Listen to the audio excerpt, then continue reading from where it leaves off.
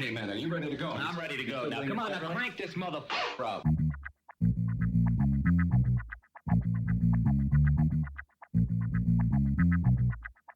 Break it down like this.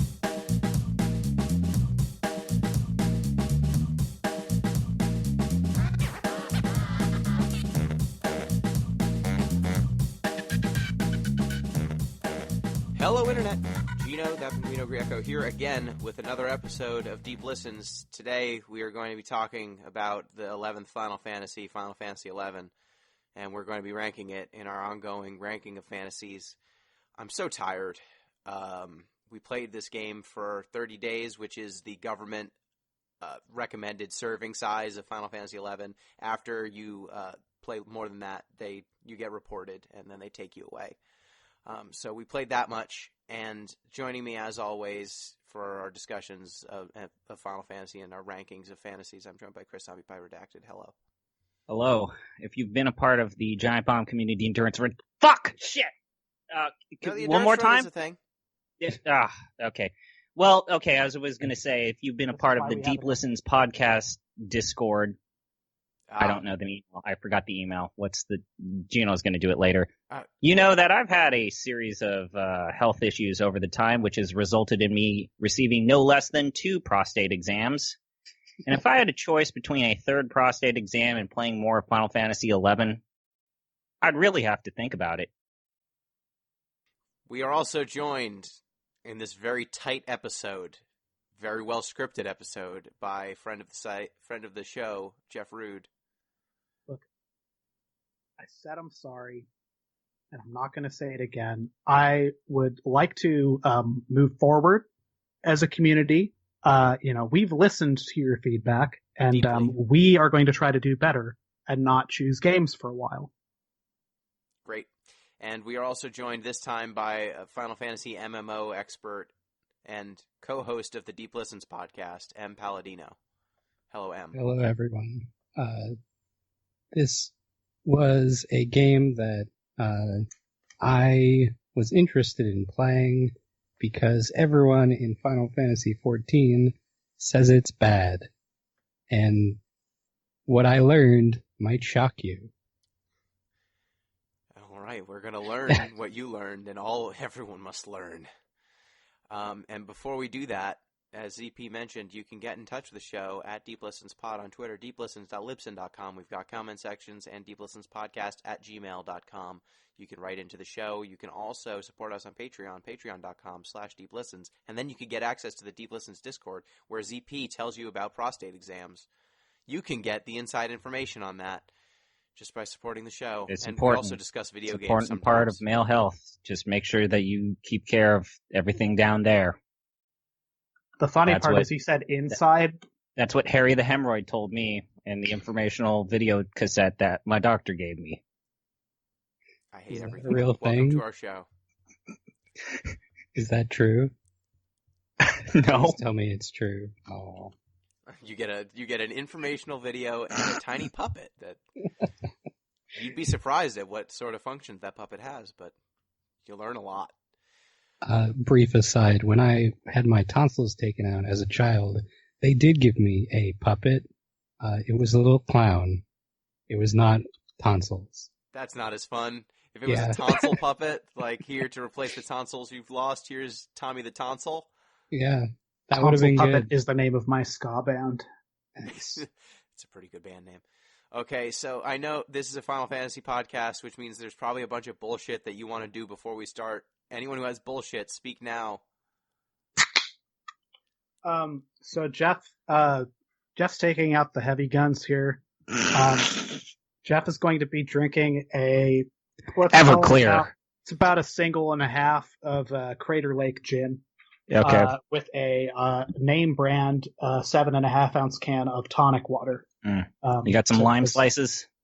I wish I did, but no, I'm going to be doing this one raw, which I don't particularly mind. It would be better. One of us needs to drink Everclear before recording the podcast and see what happens. You. It's pretty cheap up here, and they sell the 190 proof stuff. So you can listen to Everclear, but you cannot drink Everclear. Yeah, I wouldn't recommend it. I used it to make perfume at one point. That's about it. Right. Yeah. use it to take to strip varnish off of wood. Yeah. Okay, ZP, are you going to tell us about something terrible? Yeah, let's do the food review. All right. DJ ZP. This week, in the carrot. house. Can I get a woo woo? No. You can speak whatever you're going to say. All right. So as the rest of the members of this podcast know, I am on a regimented, cruel, totalitarian, stripping away my freedoms diet, which requires me to drink almost 3 times the amount of water, reduce my caffeine intake, and increase the amount of daily fiber that I consume. This is how democracy dies. It dies in darkness. Can't help but want to thank that doctor because they're keeping you around longer and we like you. I maybe. Should I? What did you Anyways, so it's led to me asking a lot of important questions on the food channel, like, does this have fiber? What has fiber? What is fiber? Why do I need fiber? I mean, it's roughage. It's greens. Yep. So generally speaking, the piece of advice I've gotten is if it's green, it's good. It's accurate. And I found out that beans have a lot of fiber in them. It's true. Accurate. And I found out that there are a lot of different types of beans you can eat. It's accurate. And I found out that there are some beans that are frozen that you put in the microwave, and then heat up for a little bit and then eat. This is also true. So I found some of those beans. Which kind? I have a pack of edamame. You've never had edamame before? I've never had before because when I go to the Japanese restaurants and they give you a plate full of edamame, I look at it and I say, that looks like it's covered in dirt. Gross. That's pepper. No, they look like they have dirt on them, and they're green, and green is gross. So, I have not seasoned these. I've not done anything other than put them in the microwave and no, put salt done. on them. Okay, So yeah, stop. Now we're gonna eat No. these. Put salt on them. Just Go salt. get some soy sauce. Or salt. Or salt. Do you know how to Sauce. eat them? Wait. Do you know how to eat them before you start eating them? He's putting the whole thing in his mouth. Don't put the whole thing in your mouth, you idiot. You just snap the beans out. Gross. Ew. Fuck. No, you don't just chew the whole... God damn it! No. I hate this. Oh man. I should have known. He wouldn't know how to eat them. No, you idiot. You You absolute did the fool. thing that they do in Sea of Thieves where they just eat the banana with the peel on. Like, that's what you just did to yourself, and I'm not sorry. You idiot. ZP. This is bad. No. Why would anyone eat these? Because you're doing it wrong. Did you throw the whole pod in your mouth? Yeah, it's supposed to be like a green bean, right? No, it is not. It is like a banana. You make me so mad. It's like a banana. You just put your teeth. You clamp your So teeth I down. put it in my mouth and then I split it and then I take the seed out, right? That'll work. I usually just put it in my mouth, like put my incisors on it, and then I pull. Man. I pull it out, and then you strip the beans out. The pod is not edible. The pod is edible in the way a peanut shell is edible. Yes, it's edible in the way a sunflower seed shell is edible. Ah, God, that's a reference. Yep, but no one knows it but me and you. Oh, God. Yeah, so for the listeners at home, the proper way to eat edamame is not by throwing the entire thing in your mouth like an idiot. You need to take the seeds, the actual beans, Okay, let me out peel of it. them. Let me open this pot up. No, you just put it between your front teeth and you pull. He has to look at them now, though. It's going to make it worse. You clamp These down look like with your teeth. festivals. Damn it. All right, I ate some. They're fine, right? They taste like beans. Yeah, you want to put salt on them. They're not very flavorful. But they're I high in guess- protein. I guess I give that I think I still prefer like lima beans. That's fine. I mean, they're of the same ilk. I find that the pods give you a nice way to flavor them. Okay, so how do I rate my experience? I mean, so part 1 was probably one of the worst experiences I've had in my mouth in a long time. That was bad. Yeah, when But I can't hold that against the edamame because I don't think it was their fault. I need to drink something. You know, I squirted this soy sauce into my eye, and it's one of the worst eye drops I've ever used. I'm going to give it a 3. Let's give it a 3. Unseasoned 3.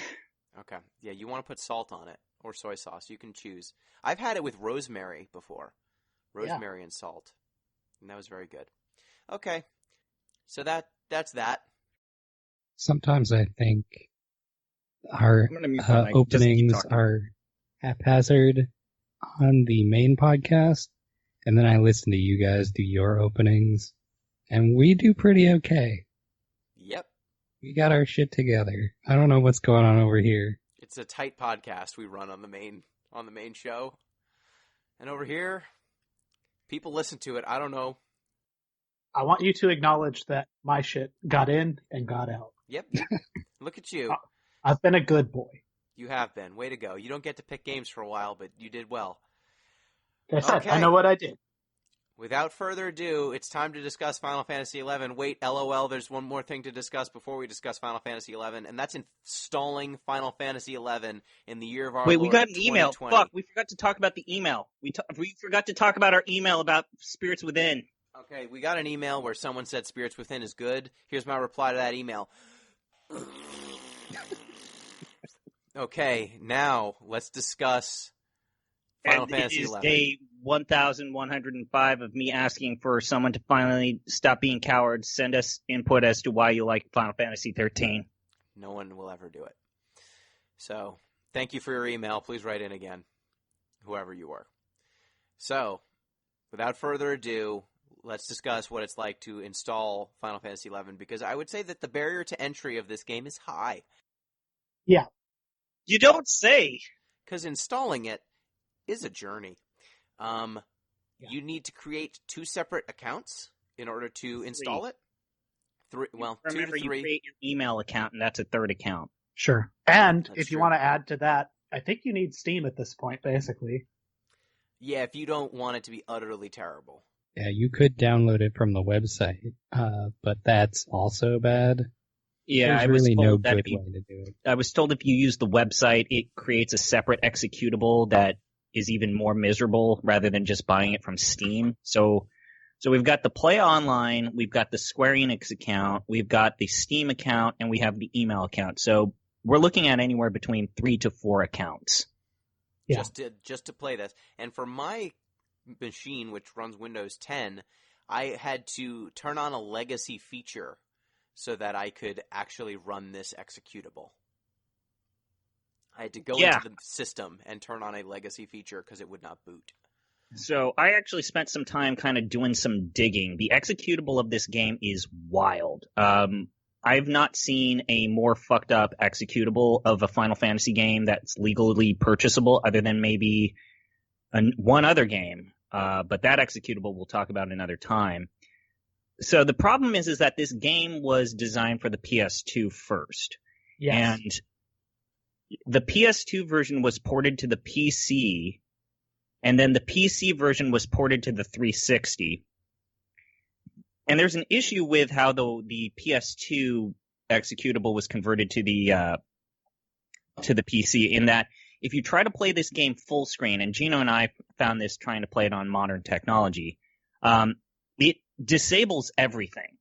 If you want to play this game full screen, it is designed in a way to where it can be the only running executable on your computer screen. Otherwise, it will self-terminate itself. Yeah, you So it can't actually alt will. tab out. Yes, it will disable the Alt key, the Function key, the Control key, the Shift key, and as well as the Home key. Which I have not seen a game do that other than maybe a couple of things that I've run on DOSBox. And usually, I mean, I was talking to Marino, who was a huge EverQuest player, and he said, yeah, back in the day, full screen modes for these games was rough. And it's because this game defaults to 640 to 480p. And That's if you awesome. want to run it in a higher resolution, which we'll talk about, is problematic. Because the default settings for this game are awful. They're just downright awful. And the fact that you have to run a separate utility to change those settings and then not have any like visual cues as to what you're doing is fucking wild.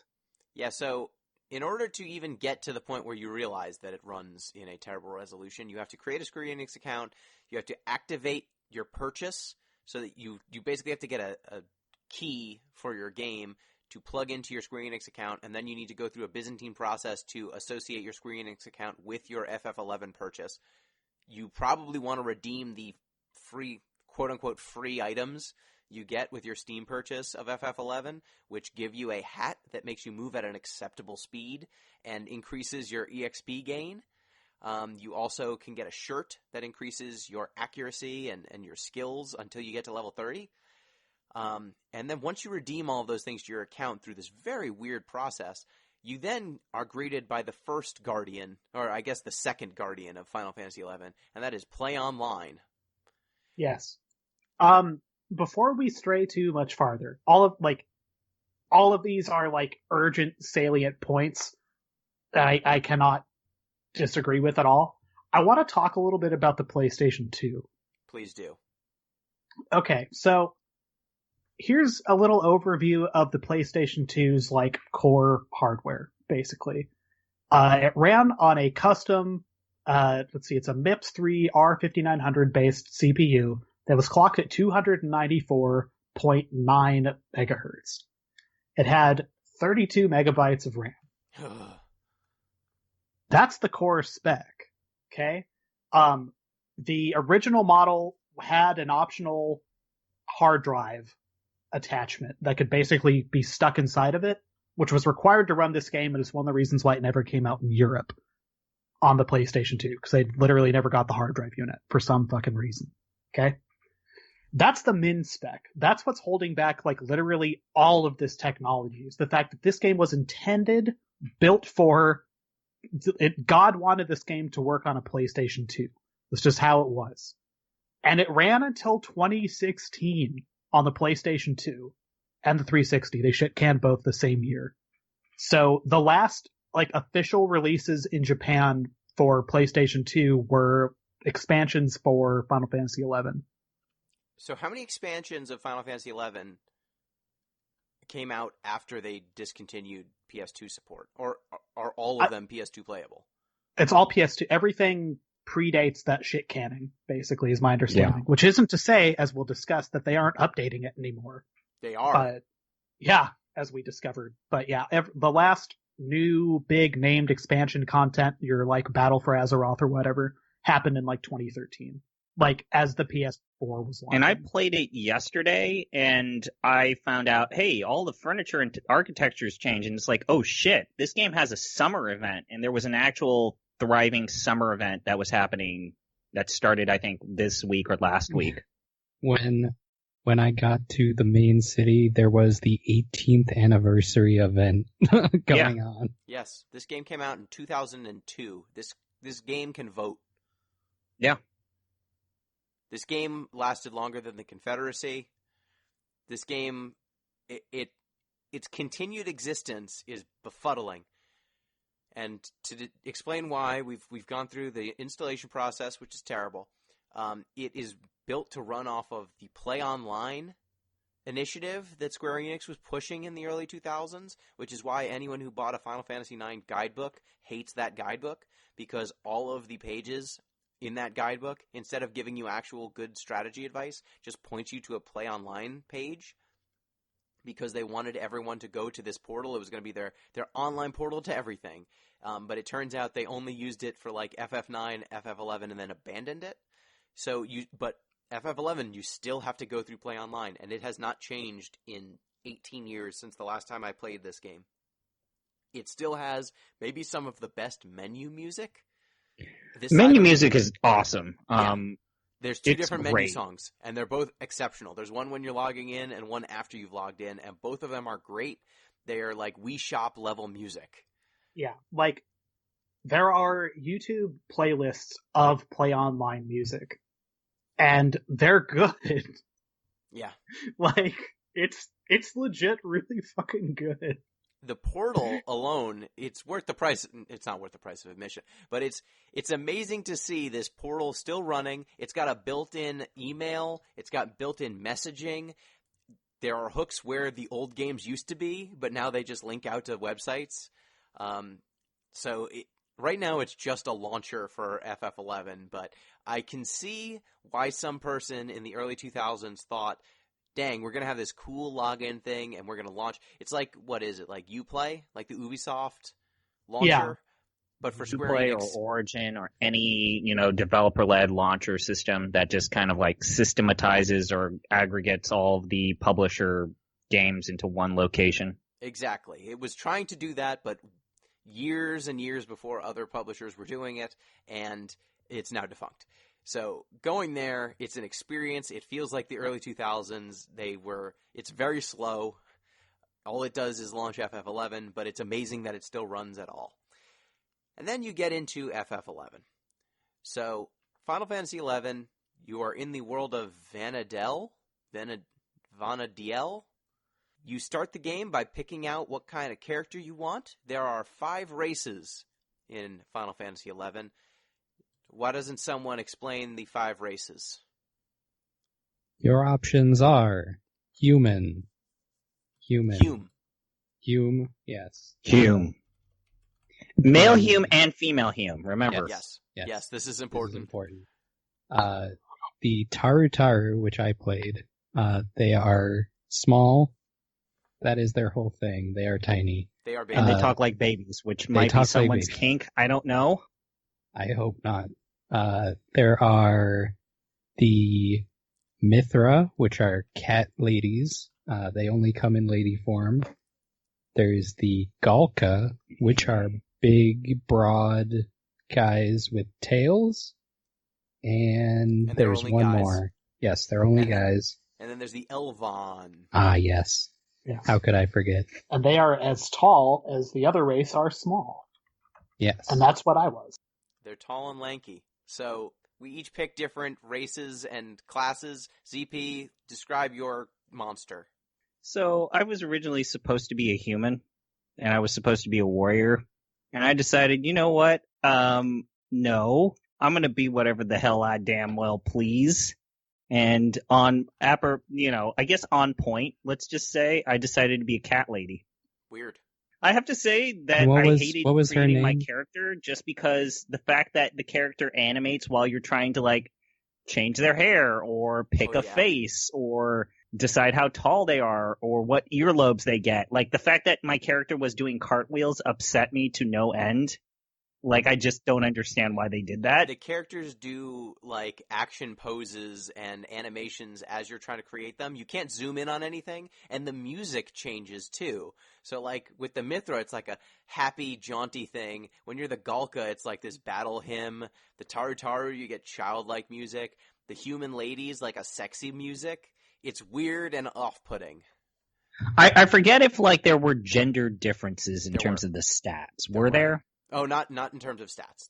So Okay, cool. the stats were the same between Hume, Elvon, and Taru male-female, but there are differences in the stats between the races. Humes are pretty balanced. Elvon are really high attack, low magic. Taru are high magic, low attack. Galka are high attack and HP, low dexterity, and lower magic. Mithra are high dexterity, I think lower HP and strength. So, like, basically you don't want to create a Taru warrior. You don't want to create an Elven white mage. So, like, you can pretty much play whatever you want, but there are some classes that work better for different races. So, Which I feel like the game had not clearly articulated. Like, you're making a pretty big choice, and it is worth mentioning price-wise. This game is fucking expensive. yeah, it's $12 a month plus No, $1 it's for- $15. I thought it's 12 plus 1 for every character you have. They add on one for every character. But I think Okay, it's sure. 15. So if you make a fuck up, and it's insane. It's insane that you make this pretty fundamental choice, and the stats aren't even very clearly communicated. How they relate to the jobs aren't really clearly communicated. You're kind of making this blind choice, which I get that something like warrior, mage, this, that, like you could basically maybe brute force your way to make a Taru warrior just for funs. Because I remember in World of Warcraft seeing gnomes run around as like paladins, which is kind of fun for a minute. But the way that this game, I don't know how I want to put this. Right from the get-go, it was pretty obvious in creating my characters that this was an MMORPG made by people who had never made an MMORPG. Yes. Like, right from the character creation thing, I knew. It's like, I bet that, like, an animating character during a character creation screen was kind of made sense for a PS2 developer that's trying to, like, that's approaching their game from more of a technical showcase perspective. But as someone who actually wants to make a character for maybe, I don't know, role-playing purposes, which is the main appeal of, like, MMORPGs, like, not being able to have, like having whole minutes of my time to where I just twiddle my thumbs and wait for the character to be standing straight, like, drove me insane. Like, only a person who's never made an MMORPG would have done that. You basically, you need to wait for them to have keyframes where they're looking at the camera. And, like, the only things you get to change are hair color and face. But if they're not looking at the camera, you can't see what your face is. So you can't tell. It's also during this screen that you start getting confronted with the, like, this is a PlayStation 2 game. Like, warts and all, just, like, draw distances and, like, the actual just, like, texture quality on the ground. Can we talk about like the aspect ratio of this game? Oh, right. God. Yeah. If you open this game just naturally, you're gonna think that the game looks like it was made on, like, a potato. Yeah. Because it is so blurry and so close up. You're like, what the hell is going on? You need to install something different, a program called Windower, and open the game through that in order to make the game look like it's supposed to look on your computer screen. Yeah, run it on a normal resolution, because it's default resolution. When I booted up, I was like, wow, they haven't really improved the graphics, despite the fact that my computer's much better, in 14 years. Weird. And then I booted up the Windower, and I'm like, oh, this looks like a bad game, but... And there are parts of that utility, like I said, I think M remembers this when I was live streaming the game for the first time. It's like there's sliders there where it's like, man, it really would be great if I could see what this slider does, but instead I have to move the slider for the UI to be bigger because the default is too goddamn small, and then I guess I'm going to move it all the way up. Oh, wait, now the UI looks too big. You gotta guess. Now I have to go back, close out of the game, go back to Steam, open up the utility again, and then push the slider 2 shifts to the left and hope that that's where I want it to be? Crazy. Yes. Yeah, I ran this game the entire time windowed at 1280 by 1024, and I realized I could have been a lot more cool and come up with something, but as we've noted, it's held together with, like, it's held up together with bubblegum and spaghettis. Like, when I was connecting to the Dell PowerEdge, like, 2650 or whatever that this is still running on, I felt like every time I was, like, faxing my instructions to the game, like, please boot, let's have a good time, come on. So anyway, Now the good news is that this game doesn't require an intense. This is the problem that I have with MMORPGs today. Is like you need a really good internet connection. Like if you're trying to play an MMORPG that's made in like in quotations modern times.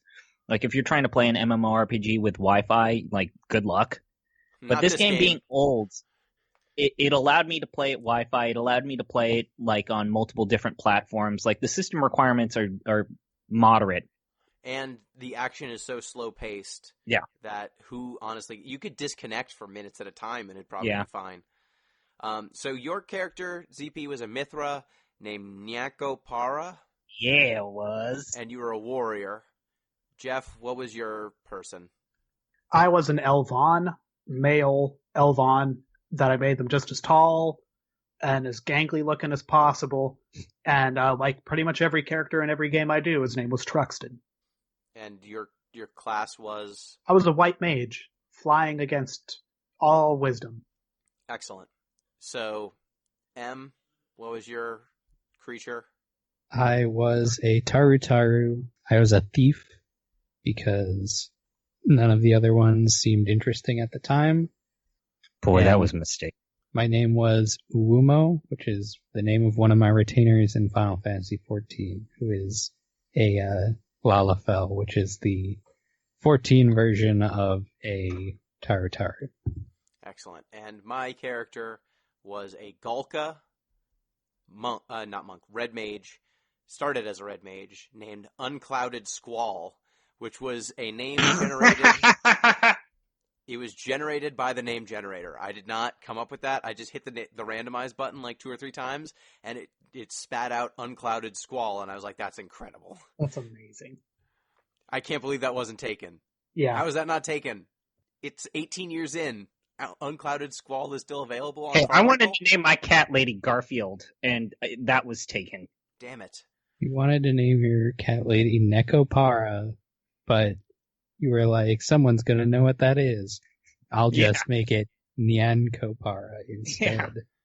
The cops will never get onto that one. So No, coppers will never find me if I do that.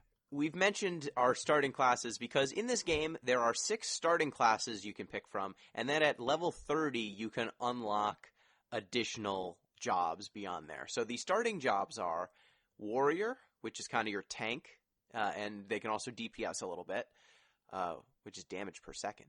You can also be a Monk, which they are almost strictly DPS, but they've got a little bit of tankiness because they are very high health. White Mage, which is your healer class. Black Mage, which is your magic DPS.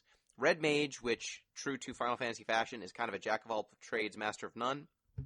They get pretty good armor, pretty good weapons, a good amount of black magic and a good amount of white magic, but their stats are not as min-maxed as any of the other jobs. And then Thief, which is your high dexterity. They do some like good burst damage, but they mostly have a bunch of utilities, like they can steal, they can get money very quickly. So they're kind of a weird utility class. I would say that of the 6 starting jobs, Thief is probably the hardest to play in a modern context because it's not that powerful. You don't actually need most of the things that it's good at anymore because they've streamlined getting money in this game so much that, unfortunately, you screwed yourself with your Don't rub choice of it job. in. I'm sorry. So, starting this game, it's important to mention, once you get thrown into the world, you pick between 3 central countries. Sandoria, Bastok, and Windurst. Bastok is the Hume capital city. Sandoria is the Elvon capital city, and Windurst is the Tarutaro capital city. Yep. And depending on which of those you pick, you will get different quests in the early game. You'll meet different NPCs. The enemies outside, there are these beastmen, and they are each specialized for each of the regions. So there are orcs in the elf territory.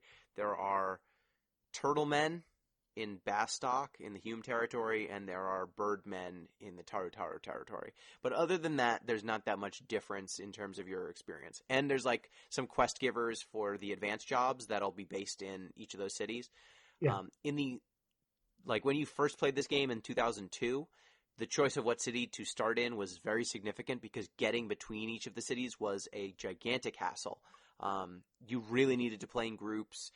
To even get beyond like 1 or 2 zones past your starting city, you needed to like earn a chocobo license so that you could just run through these environments with a mount and not get completely murdered once you got outside of your city's gates. And you also needed to eventually like earn the right to use an airship if you wanted to fly places. You needed to have a white mage so that you could teleport. Like, it was a gigantic hassle to do anything other than get home.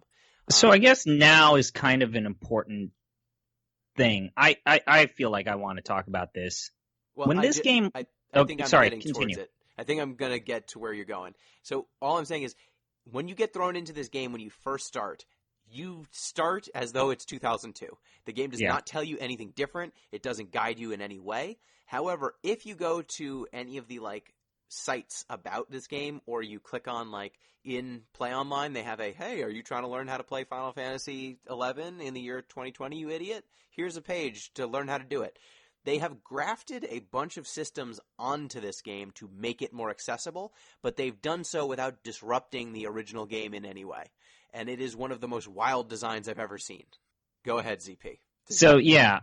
It's interesting that, like, the mechanic of, for example, of, like, trusts is to, like, a bone that they threw to people who prefer to play MMORPGs alone, because... That is entirely new. And that is entirely new, because playing this game solo is miserable. Oh my god. And depending on your fact job, that- some of it's almost impossible. Like if you were playing, if you're like Jeff and you're a white mage, it is impossible to play this game solo without trusts. And even then, I found the AI of trusts to be wanting, to say the least. Yeah, so what trusts are is they added the ability in, I don't know when they added trusts. It had to be at least in the last 10 years.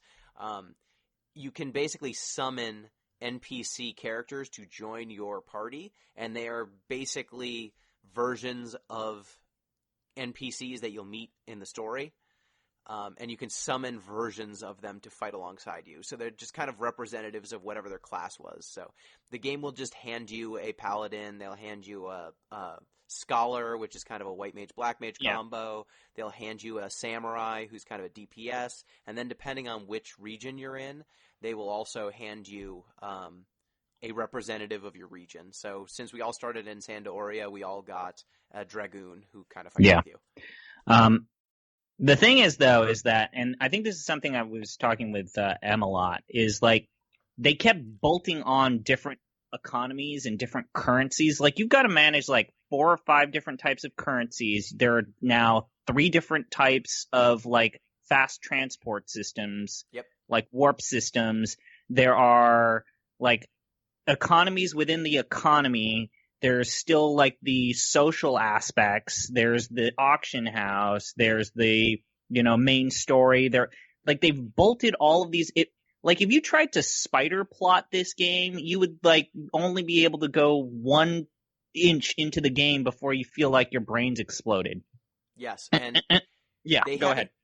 Like I said, they haven't gotten rid of any of the original design. You can still do all of the early quests that they had in this game. In the early game, you had to there's a quest log, but you just had to remember who was the NPC who gave me this quest. Yeah. Okay, now what was I supposed to do with this thing? Okay, now what's the reward? Oh, I find out what the reward is after I turn in the quest, and maybe it's terrible. Like, you would need a guide to do most of the early quests, and there was no obvious way to know what you were supposed to do. Like, you basically needed a guide, or you needed to pay close attention to what the NPCs were telling you. And even once you completed the quest, you need to usually like take the item that you needed to fetch, because they're almost all fetch quests, back to the person who asked you for it, and then they give you the reward, so you might forget who the hell gave it to you or where they are, because the maps in this game are terrible. They're like literal paper maps that just kind of show your character. There's no waypoint system. There's no arrow that shows you on screen where you need to go. There's no quest markers. No quest markers. There is of any no kind. mini-map. There's no mini-map. There's no NPC quest giver markers. There's no color coding of names. They don't even color code the equipment. And the fetch quest notion of this game. So, I mean, it's dated MMO design. So a lot of the quests amount to go to place, get thing, return to quest giver, or give to stranger, which is where things get shitty. But in either case, you're taking a thing to a person. Okay. So generally, I don't know when this design choice happened, but at some point it became sort of convention, I think broadly in video games, where when you get your MacGuffin and you get to whoever the hell you're taking it to, you click on them or hit enter or whatever the hell it is, hit A. You're like, oh, cool.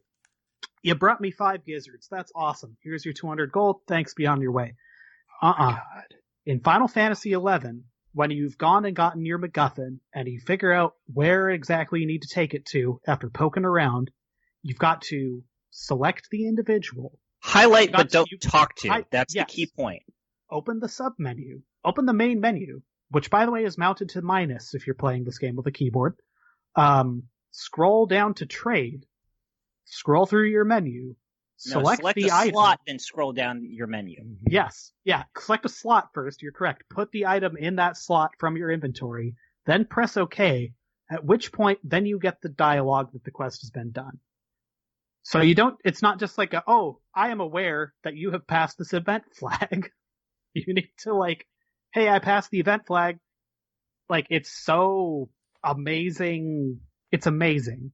It's the amazing. Same as if you were trading to any player character, except you have to do it for every single NPC quest that you get, basically. But then it's not always clear when you can just talk to the person and cash in your quest, and then or when you need to use the trade menu. Like there are sometimes, like the handful of quests where you just talk to the person and he sees, oh, you have the certificate, let's just move on. You don't trade the certificate, you just talk to them. Like those times, like there's no rhyme or reason as to when you need to use this menu system and when you just talk to the person. I mean, I think the rhyme or reason is when was it made? Like, the more recently it was made, the less you need to trade stuff. Some items are key items. Those are the ones you do not have to trade. Stuff that just drops from monsters, you have to trade, is what I got the sense of. And then you have the difference between quests are different from missions, and then there are missions within each city, but then there are quests that you do for regions or acts, and then oh man. And then there are some items that aren't key items, but they are non-tradable, non-usable, non-salable, so you just have them clogging up your inventory. And in the early versions of this game, and it does not tell you, like, there's this concept of a Mog house in this game, which is your home, where you can go and change jobs or store items. You can spruce it up with plants and furniture and shit. In the early game, when I first played this, you basically ran back and forth between your Mog house every time you filled up your inventory, because that was a place to store shit. They've since added the ability to access your Mog house from your menu, but only some storage. So you can drop some items off from your inventory straight to your Mog house without having to run physically back. But some you don't. Like, there's a bunch of storage that you need to run all the way back to this physical place to store your shit. The inventory's 30 things. 30. And it doesn't auto-stack. Yeah, well, can we talk about that, where you have to go through the menu and say, hey, I'd like the game to actually auto-stack. Please Thank sort. you, please. Please sort. Sort my items. And guess how many things stack? How many things do you think would be a reasonable number for things to stack? Pick a number. Would it be and it 12? Here's the amazing thing. It depends on the kind of item. Would 12 be the maximum stack in anyone's mind? I could understand if it was 16 because it's, bits. I could understand if it was 100. Nice round number. I could understand if it was 255. Again, it's a factor of 2. I could understand all that. But 12. How do you come to 12? Well, it's a base 12 system, Gino. No 0, one... 1, 2, 3, 4, 5, 6, 7, 8, 9, A, B. It's base 12. It's okay. Can we also talk about how you get a lot of this loot trash? Is like the treasure system in this game. And that also has changed. Okay. That, like, Treasure items system. using, no. Like, so there are items that are temporary, and then there are items that are like, loot that you get to keep. And then there's stuff that, and if you're not careful, then it goes into treasure, which means that once it's in your treasure menu, you have a limited amount of time to make space within your inventory to cache it. Otherwise, it will disappear forever. Yeah, it's very cool. ZP fucked me over with this once. Oh, right. I'm going to tell that story now. Oh, God. Okay, now, before this, despite what Gino and M are going to say, I did not abandon fucking M. I had to find the exit of the dungeon before I went back. This isn't even about that, but since you brought it up, I'll tell that story as well. There is a quest that you have to do where you have to go to a cave, and we're going to talk about the level design in this game later, because I don't want to get into it yet. But you have to go into this cave, you get 2 shields that drop from an enemy that only spawns every 5 minutes. Yes.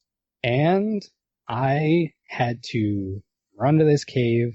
ZP was with me, and ZP does not know how MMO loot drop, like putting your, what is it called? They call it lots. Lots, yes. Lots. ZP did not know you had to cast a lot. Probably because it was the first time we were in a party. So I don't blame him. What I do blame him for is he stole my shield, and so he had to wait another 5 minutes and wait for the thing to spawn again. And then we ended up getting lost. I think I died at one point. You didn't die. I came back for you. You fell through a hole in the floor. Well, you had to fall Oh, through the yeah. hole so as Oh, that you yeah. could go to the second level of the dungeon. When you say 5 minutes of waiting, Real like, time. Real yeah, time. and 5 minutes of waiting, like in real life, it's like, I'll listen to 1.5 songs on the radio. In this game, waiting, like, there's already so much goddamn waiting. Yeah. I mean, the combat is waiting, if we're honest. We'll talk about all of these things, but yeah, there's so much waiting. Any additional waiting adding onto it is unacceptable. Yeah. Yes. And it's a part of every single quest. Like, there's the earlier quest where you pick up the pollen from bees, and you've got to get kind of lucky because that's a drop that only happens like 10%, and maybe you'll have 5 bees, maybe you'll have 0 bees, maybe you'll have 1 bee, and so you like the running way in that this circles. game is designed is nefarious. Many of the things that we are talking about were original designs, like original quests. They have since added on, what is the name of the fancy menu-driven quests? They've added on 2 things, Oh. really, that I think we should talk about. The Unity system and the, Records of Eminence. Yes. Yeah, the Records of Eminem. Yes. I want to say, too, so both of these systems and a couple other ones that they've added on since launch should be noted. You'd think, okay, so it's like there's these kind of complicated systems and they give you rewards as like crucial rewards that make this game actually bearable, to be clear. But like rewards, like they pop out. How do they represent that in game in terms of like the ludonarrative lack of dissonance or whatever? Like, how do they make it nice? Is it like a building? Is it a guild? Is it someone that walks you through this? No. The way this is all represented, and it blows my mind and makes me laugh every time I think about it, is by the town gate in Sandoria, there's about 30 NPCs with ridiculous names and acronyms with no spaces, because their names can't have spaces, I think. And each one of them does something. It's like you talk to this person to manage your link shell, which is like a weird in-game chat system. You talk to this person to manage your Unity quests. You talk to this person to trade your fucking Records of Eminence points. You talk to this person to accept Records of Eminence quests. They all just stand there. And that's where everyone who plays this game is. Yeah. Like, all the people that you're going to see in this world are just standing around this crowd of NPCs that are just like, hey, we're here to make this game bearable. It's hilarious. Records of Eminence feel like a normal game in some ways. You basically set a quest, and the quests are usually like, do X thing. After you've done X thing, it gives you experience. It just dumps experience into you, and it gives you Records of Eminence points, which you can trade in for loot, which is how you get the good loot in this game. The original way that you would get good equipment was either you crafted it yourself by joining the Blacksmith's Guild, or you went to the bazaar and traded. In which case you had to get gobs and gobs of money, which was very hard to get in 2002. But now you can use Records of Eminence, which these points can be traded in for. Almost all of the equipment is very cheap at the low levels, and that equipment's yours once you buy it. So you can even sell that equipment for money. So that's a way to turn Records of Eminence into money. So basically this subsystem allows this game to be any kind of normal. And though it's worth mentioning, because this is a system that has been stapled on many years after this game launched, the experience that you get via your Records of Eminence quests do not trigger the level up animation that you would get if you just killed a normal enemy and got a level up amount of experience. If you level up via a quest, specifically like one of those Records of Eminence quests, you just see all of a sudden your HP has refilled. There's no like, da-da-da-da. Yeah. Yeah. It I doesn't didn't trigger the notice animation. that. It doesn't even it doesn't even do the like da-da-da-da-da-da-da-da. No. You kind of briefly talked about it, Gino, but also the Records of Eminence, it's way faster to level up using those versus like the original kind of loot grind, Yeah. Way better. Skinner box system of kill a bunch of worms and hope for the best. I realize I keep interrupting, but I have to, because like I started as a white mage and I knew what I was getting into. Like I know it's a support class, and I know, like I'm not dumb. It's like this is probably going to be a bad time for a while. And I did poke around on the Play Online website, and that chart that Gino, I know you're going to talk about, where it was like, here's some easy ways you can play this game, and then here's like, more advanced, like more shitty ways to like get experience and loot. And then like, in the easy, quick quadrant is like everything we're talking about, Unity, Records of Eminence. Somewhere north of that is like the actual story of this game. So I was like, I know this would be better. Like I know it, but I don't want to investigate these systems. I just want to go into this thing blind and see what happens. So my first several hours with this game, I played it basically straight. Same. I wandered around, literally fighting the same fucking worms for like hours. And at a certain point, I was looking through wikis of like, how am I going to do these story quests that are like, get to level 20? I'm like, level 20 I also did is this. in fucking December for me at this point. Like no fucking way. Then I was like, okay, let's start poking around the edges. That Records of Eminence system is mandatory. Like there's no sane person should not be engaging with that system. Same thing with the trusts. I think Same at this thing with point, the trust. Yes.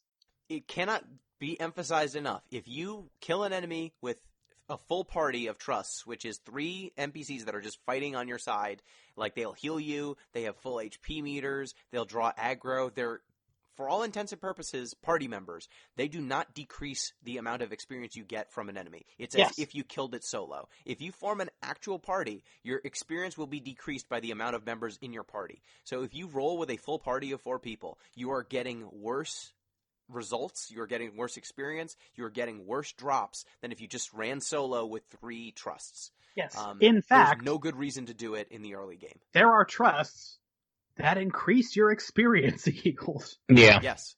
There's a trust, Kupo Freed, King Kupo Freed, shout outs to you. He gives plus 20% experience on top of any other experience bonuses. And it's worth mentioning also, if you bought the game, I mentioned earlier that you get a hat that increases your speed and your experience gain, and you get a shirt that increases your accuracy and gives you some other buffs. Like those items, the amount that they increase the playability, because the hat gives you a passive HP and MP regen as long as you're wearing it. So that allows you to just solo up until level 30 without any trouble. Like you're healing constantly, your MP's constantly healing as well. You can just spew spells. I was able to, for my first class when I was a red mage, it maybe took me 4 or 5 hours to get my red mage to like level 20, because I spent like the first 3 or 4 of them playing the hard way like Jeff described. Then I got the Records of Eminence and I learned about trusts, and that got me up to like level 20 pretty quickly. But then once I started using EXP boosting items, started pulling in more trusts, started using the hat, once you start turning on all of the different boosting mechanics and things that they've stapled onto this game later, I was then able to change jobs after I got my red mage to level 30. I was able to get my samurai to level 20-something in maybe a half hour. Like, if you are maximizing the experience fonts that this game gives you, you can go up to level 30 within an hour or two, and then you can change on to the advanced jobs. So if you know what you're doing here, you can get to the high level very quickly and experience the quote-unquote fun this game has. Now, let's discuss what this game entails, because is it worth doing? One thing I want to say, though, is that I agree with everything that you're saying, that there's a way to expedite the process. I will, however, push back, because this is like 4 or 5 different systems that are bolted onto this ancient-ass game. I just got to the point to where whenever I got into a new environment, it's like, well, fuck. Now I'm going to go through all my items, enable all of the XP boosts, which we didn't talk about. If you want to actually have some of these boosts, you actually have to go, you got to pause, open up your menu, hit items, click your equipped items, enable their buffs. Use them on yourself. And then I had to go through my objective list, and it's like, well, I'm in a new region, so I have to disable these ones and then enable this region-specific objective. I'm going to enable this enemy-specific objective. I'm going to enable this loot-specific. I'm going to enable weapon skills. And it's just every single time you enter a new environment, I feel like I had to hard stop, and futz through this Records of Eminence quest system for like 5 to 10 minutes so as that my character could just gain levels efficiently. And you need to resummon your trusts every time you leave an environment. Every single time. I did find a way that where there's a spell or an ability that allows you to keep your trusts outside of like cities and towns, but you can go from one location to the next, but it's like a high level spell. Why the fuck not just make it innate? Why would it's you called ever trust magic? So you can have this ability called trust magic, and your magic is like you've gained the ability to trust your abilities from one location to the next, but it's like a level 50 spell, and it's like, well, fuck that. There's so many designs in this game where I'm like, you got so close to making this accessible. Well, not accessible, but like reasonable. And every single time, it's like, no, we've just the spells themselves are like, oh yeah, how do you get fucking spells stupid. in this game? Like, yeah, how do you get spells in this game? I have okay. You're a white mage, Jeff. Because I'm a white mage, so like literally all I've got going for me is like my club ability is okay, and then if I have nothing else to do, I'm just like a worse warrior. So like I get to like level 5 or whatever the fuck it was, I'm just like I can't do anything. Like this is the worst fucking game. And it's you like, click on something and you auto attack. It's like FF12, but if you had no abilities. Yes, so pause. This everything FF12, yes. Everything about this game makes FF12 make so much more sense.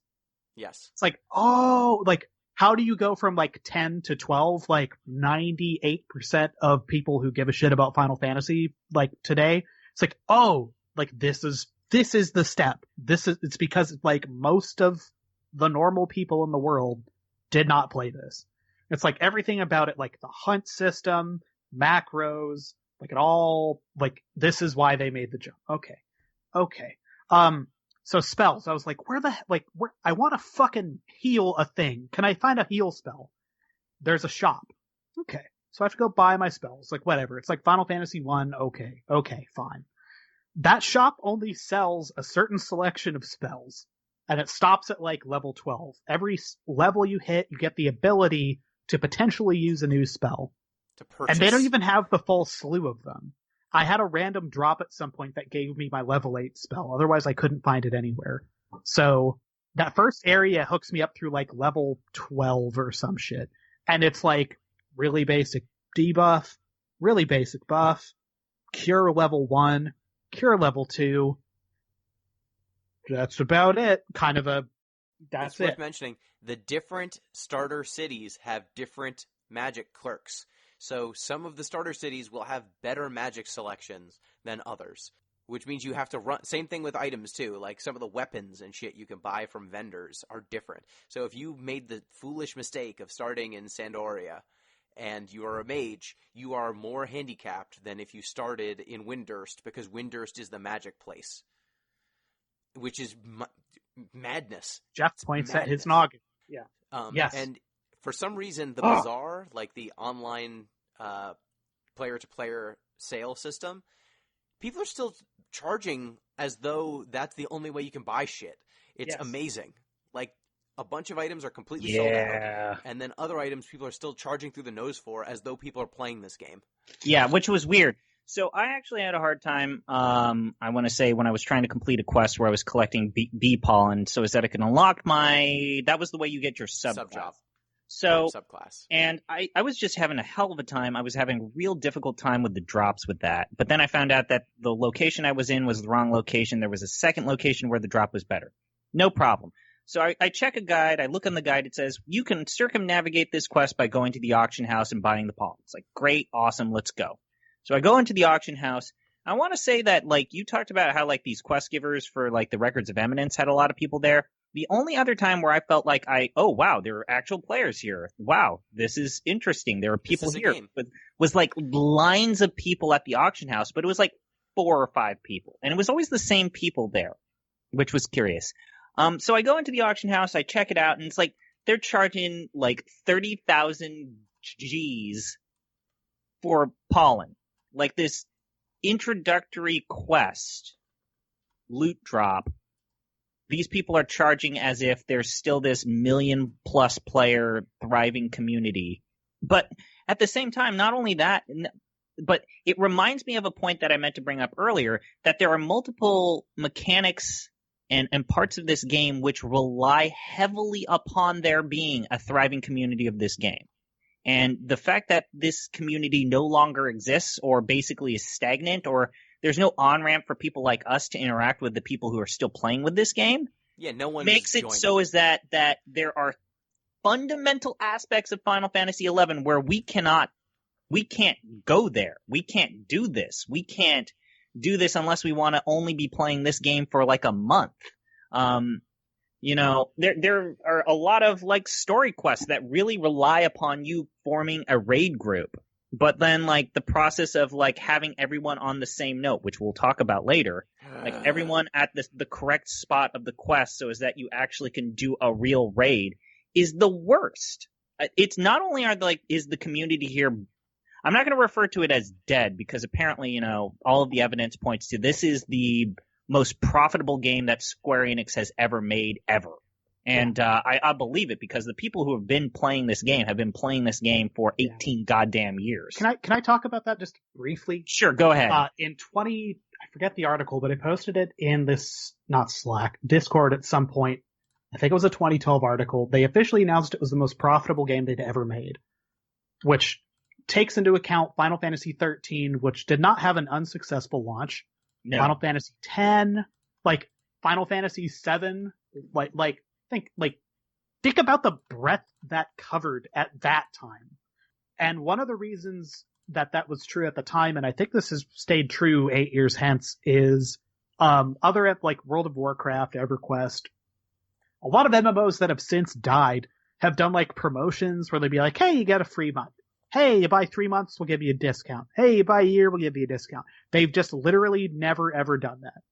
They started at a flat price, and they've stayed at a flat price. I just did some quick back of the envelope math.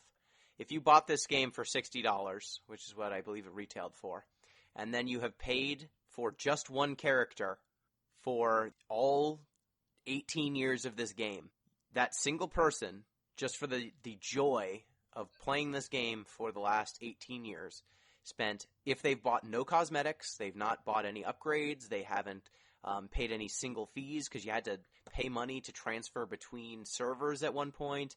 If you want multiple characters, you have to add an additional $1 for each one of these.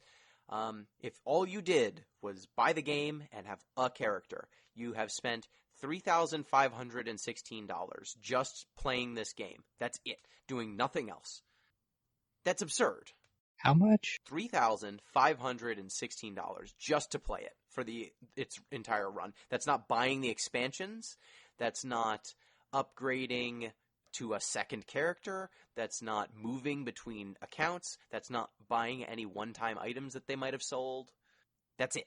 I think this is a segue to one thing that we've kind of danced around that kind of harkens back to how the combat's terrible? Did we even talk about that? No, we'll talk about There's that so next, much but to I just talk want to bring up, when you start this game, there's a little like disclaimer saying, hey, remember to be aware of your surroundings, try to pace yourself, yada, yada, yada. And the reason why that disclaimer came up is because this game literally ruined people's fucking lives.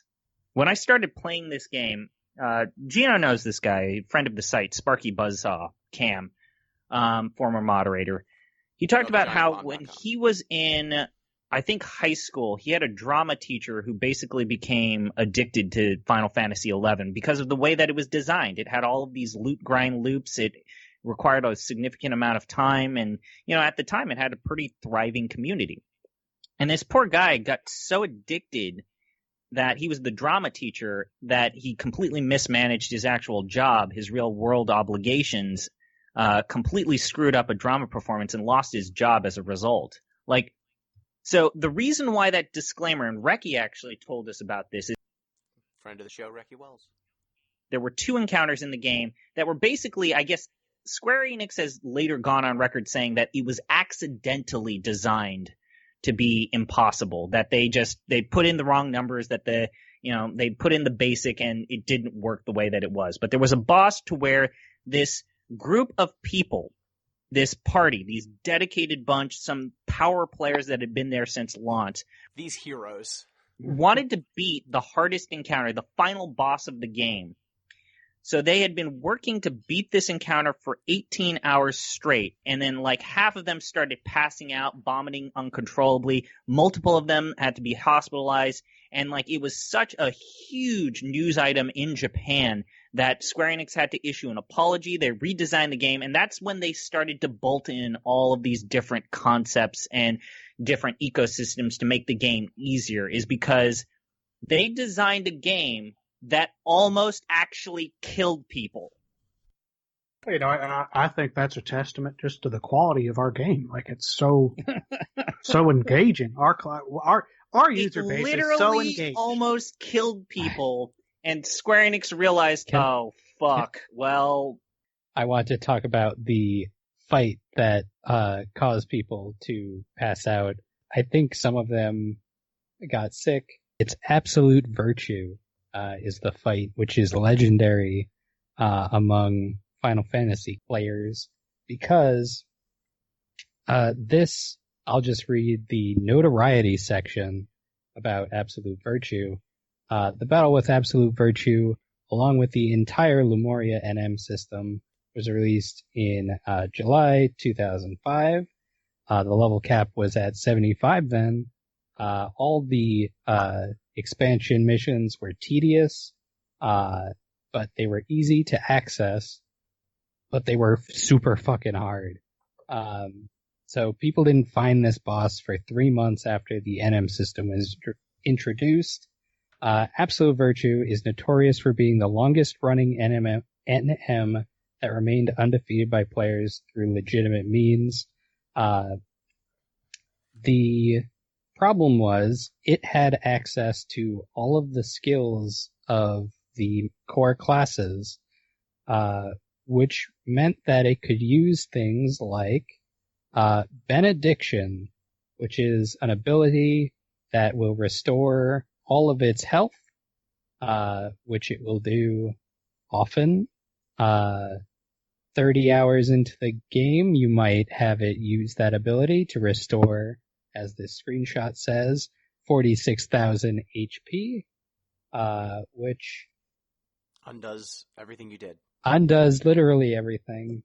The eventual complaints about the game, Square Enix reduced its health from around 100,000 to 66,000, and they lowered its stats, and then it put a time limit on it of 2 hours. So 30 hours of gameplay, of fighting one boss with the combat system. I don't know how people weren't like getting up and doing other things, because the combat is not exactly the most engaging thing in the world.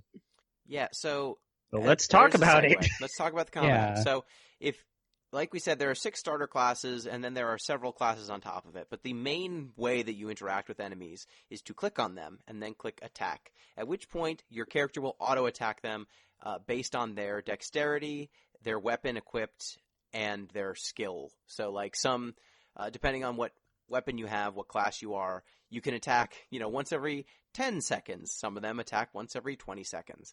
And depending on your lag time, like, you could just spend a lot of time just waiting for your dude to auto-attack. Now, you have a TP meter, your tech point meter, which fills up when you get hit and when you hit enemies. Once it gets to 1,000, you can use weapon skills. You unlock those by just using the weapon for more amount of time. You get weapon skill up to a certain level cap just by using that weapon against an enemy. So at level 5, you generally unlock your first weapon skill, then the second one's usually around level 30, then the third one's generally around level 70 with that weapon. And so that's like your one automatic point of interaction that every job will have, is like their weapon skill will eventually proc on. Then some other jobs will have abilities that they learn, like Warrior gets the ability to go Berserk, which will increase your damage output. Monks get a kind of focus move that will make their next attack hit way harder. White mages and black mages get spells that you can cast. Red mages get all of the above.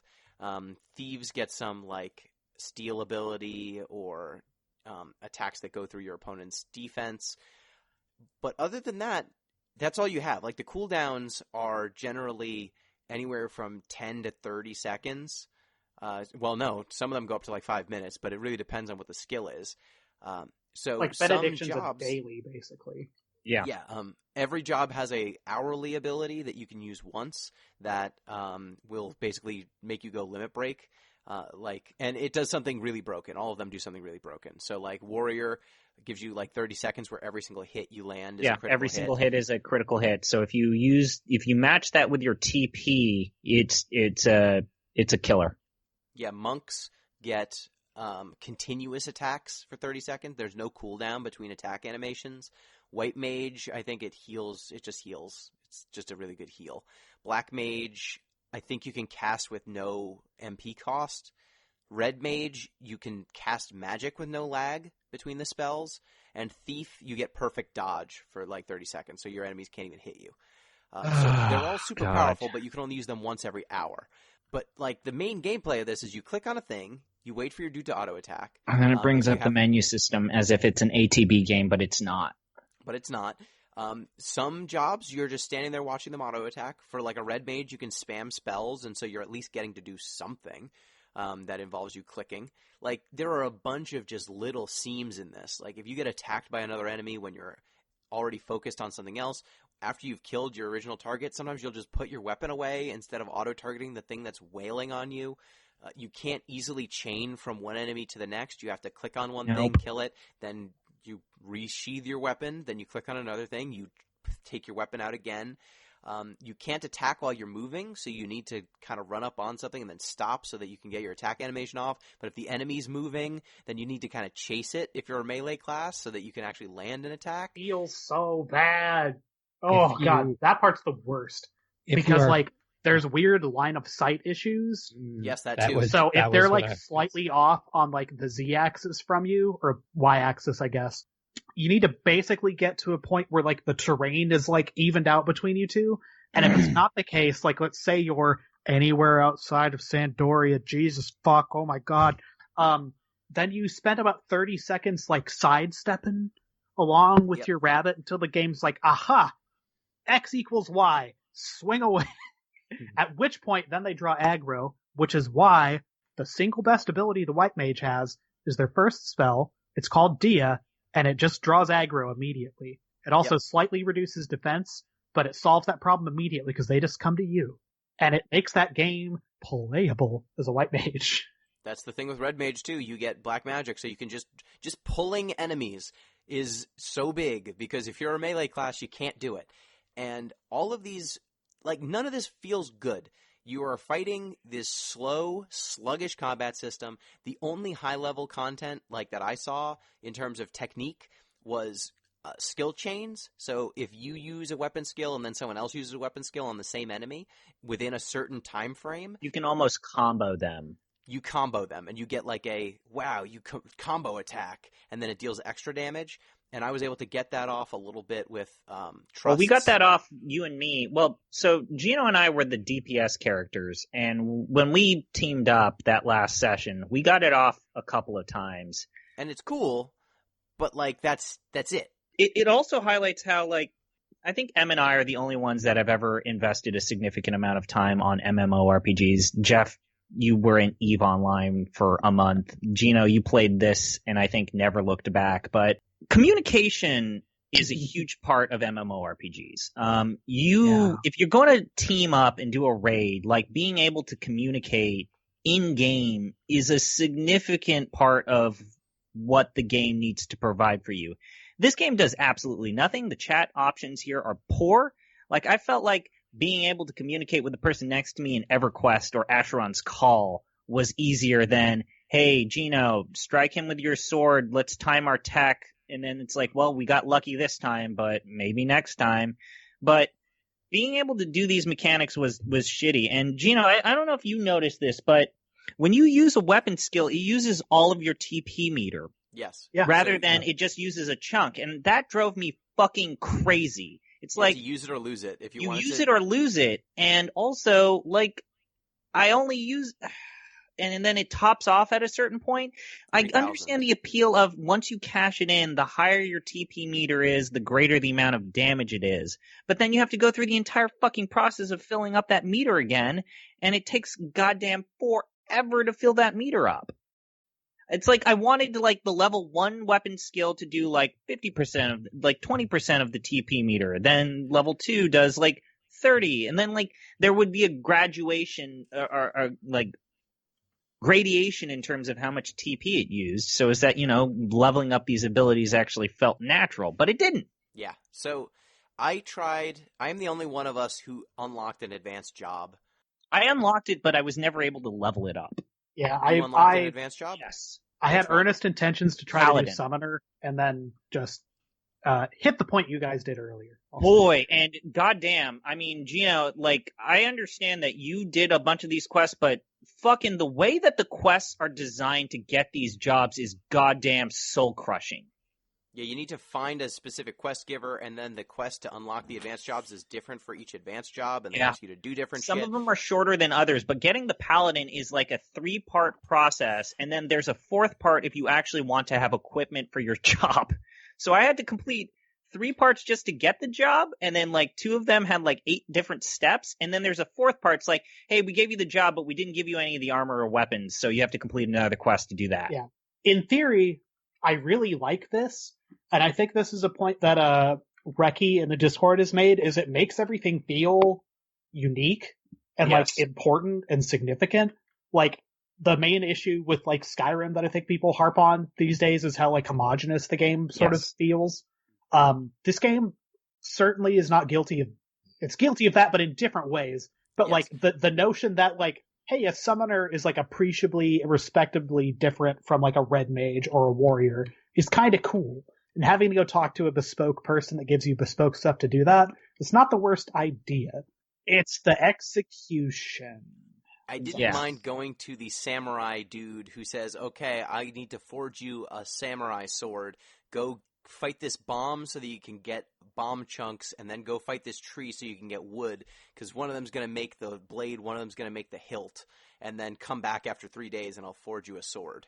Like, that was kind of cool. I had to go to the pirate place and meet Gilgamesh because he's cool, and then once you talk to them, you get access to samurai, and that's what I unlocked. I guess the problem I have is that these job classes are in a far off menu system that's like below like the region specific quest or objectives. And then not only that, but you don't even have a clear idea about which jobs are the better mesh for your initial job pairing. And then on top of that, some of these jobs are supports to where they really only benefit if you're a part of a group. Yeah. Which is a huge like problem Bard. with a game that is literally dying before our eyes. Yeah, so there's some jobs that you basically need trusts for your job to do anything. Like a bard, you're going to do shit if you don't have party members, because your job's ability literally uses up your ability to attack so that you can cast a buff. So if there's no one to buff your job, you can't kill anything. There's some jobs that even if you have cool weapons and cool armor and everything, like they still feel really similar to other jobs. Like I have a samurai. The samurai's whole thing is that you get TP really quickly, so you can use weapon skills much faster than other jobs, which cool in concept. But what that means in practice is I walk up to something, hit attack, and instead of needing 10 attacks to use my weapon skill, I might need 5. But at the end of the day, I'm waiting till my meter hits 1,000, and then I'm hitting weapon skill. It feels the same to play as if I'm playing a warrior. Maybe if I got to level 70 and I had a really good samurai sword, it would feel wildly different. But for the first 30 levels, and that's all I played of each of these jobs, I got a red mage to 30, I got a samurai to 30, I got a monk almost to 30. Like, each of those jobs felt wildly similar. Their skill sets, and you need to level each of them independently if you want your sub-job to Which be is a worth problem damn. in and of itself, if we're being perfectly honest. Your sub-job doesn't level up as you're leveling up your main job. You have to level up the sub-job and then equip it, switch jobs to a different main job, and then your sub-job is level capped at 50% of your main job, and the sub-job will give you some and abilities. Each jobs require different armor sets and equipment, weapons. And so you have to manage different inventories and wardrobes in order to be able to transition from one job to the next.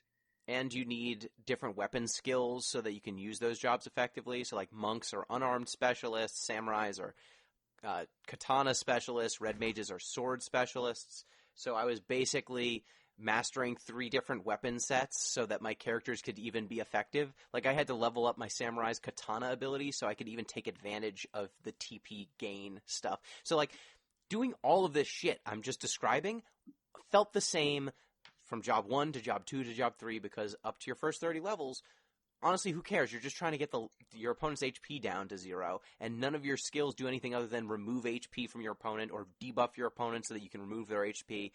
There's not much strategy to any of the shit you're doing. Like, you want to call in a trust who can draw aggro, or you want to be in a party with someone who can draw aggro if you're one of the squishier party members, but none of it's fun. Like, none of it feels good, and so I gave up, and I think that's where everyone was by the end of it. There's some cool adventuring. There's, like, some cool vistas to see, some cool towns to see. Yeah, like the cutscene that plays when you go to Juon, and it's like, oh, wow, you actually do have a story to tell. I don't want to fucking get to level 70 to where I need to see the next part of this. Like, the area around Windurst looks different than the area around Bastok, which looks different than the area around Sandoria. Yeah, honestly, that's, like, the value of this world. And, like, that's the other thing I keep going back to for the PlayStation 2. This is an enormous PlayStation 2 game. Like, it's insane how big it is. Part of the reason it is so big is because it's so fucking empty. Yes, and the draw distance is so small. Like, well, miles wide and, like, guess, inches. I guess this leads to the one last gameplay discussion we need to have, which is the mission design and the quest design. Because if you really enjoy just walking aimlessly through flat plains and mountainous crevasses, have I got the game for you? You just have the best experience with the quest design, so why don't you talk about how wonderful the quest design is? So, in Bastok, I believe, was that where it was, or was it Windhurst? It was Bastok when I joined y'all. The second quest was Bastok, where we had to kill the dragon, but the first one where you got screwed over in the cave was Windhurst. Windhurst has a quest. Can I set this up just a little bit? Yes, this Jeff is did the same thing. Yeah, I don't want to take your thunder, but so there's like a main story in this game, and depending on your starting region, the first like 2, let's call them chunks for lack of a better word, are a little different. And it's basically like, hey, learn how to go kill worms and rabbits. Wow, we can kind of trust you to go kill a really big orc. Hey, you seem like not a total dipshit. We're going to send you around to like see the other 2 towns in this world and kind of let you represent us and maybe work you towards a thing. At which point the game sort of gets everyone onto the same railroad track, and tells like, you know, the big bad, like the original big bad of the game is like the conclusion of this 5-chunk arc. Which also starts to introduce all of the expansion packs if you're not careful. And, like, you enter a new location and then a cutscene will play. And it's like, is this a part of the quest, or is this just a random quest? Or is this an expansion pack? What am I looking at? This was content they added a decade later, and I'm now seeing a cutscene for. It's weird. Also, it's all silent film, which is kind of charming. So it's all just, like, pantomime with text scrolling in the horrible, like, console window on the bottom. It's terrible. I thought the cutscenes were incredibly charming. Like the attempt to try and get these little cutesy characters and all of these named characters to try and mean something emotionally. I found Shantoto to be the best character. God damn it! I wish she had a better game. Yeah. She goes ah ha ha ha. Ah, ha, ha, ha, ha, ha. Of all the things in this game, I found the cutscenes to be one of the least egregious. Yeah, they're, like I said, charming in a way. It's like, wow, you had to rig this at some point. Like, I don't know. I appreciated the work that went into They did the best they could with a limited tool set. Let's just So at the end of this second chunk of quest is like quest 2-3. If you look on all the wikis, it's always 2-3. Depending on what town you're in, it's a little different. But basically it's get some stuff, go to the other 2 towns, someone there will give you something to do, and that will be your introduction to these new other areas of the map. And that 2-3 quest is a crucible. It's like every single part of this game that intro sucks. Quests I've ever seen. It's just the fact that this is it magnifies everything. And it's, if you want to play the quote unquote main part of the game or whatever, you have to go through it. And I never did. As soon as I was told in quest 1-2, go to King Rampier's tomb, get me some bat wings or some shit, Yeah. and then come back. I went there, I got the thing, I came back, and he said, "Did you really go to King Rampier's tomb?" And I'm like, "Yeah, I got the item." And it's like, "Oh no, you had to go to King Rampier's tomb and then click on an object and observe it. Yep. And if you didn't do that, they're not going to count it as you having been there." I'm sorry I keep derailing things, but like those bats only show up at night. Mm-hmm. So let's say you get there at like 5 a.m. Well, morning starts at 6 sharp, so you've got an hour for bats to spawn. And then when they spawn and you fight them, it's a random drop. Yeah, so it's a let's say random you drop. got there at 5 and none of the bats spawn. You then have to wait, which in like, a normal Final Fantasy or a Skyrim, or just to pick an example, you'd hit, T on my keyboard, wait 20 hours. You gotta wait real time. This I is think an a minute MMO. is like 3 seconds long. So you just fucking sit there For like 20, Enjoy. 30 minutes. and nothing happens. It's Em, let's right. talk about our attempts, So- you and me, to help you through this Quest- consulate mission. Quest 2-3. In order to start the quest, you go to the big tree that's in Windhurst, which there's like all these Tarutaru around. You have to talk to one particular Tarutaru who will tell you, if you do the quest properly, go and bring this shield to fucking this underground area in a dungeon.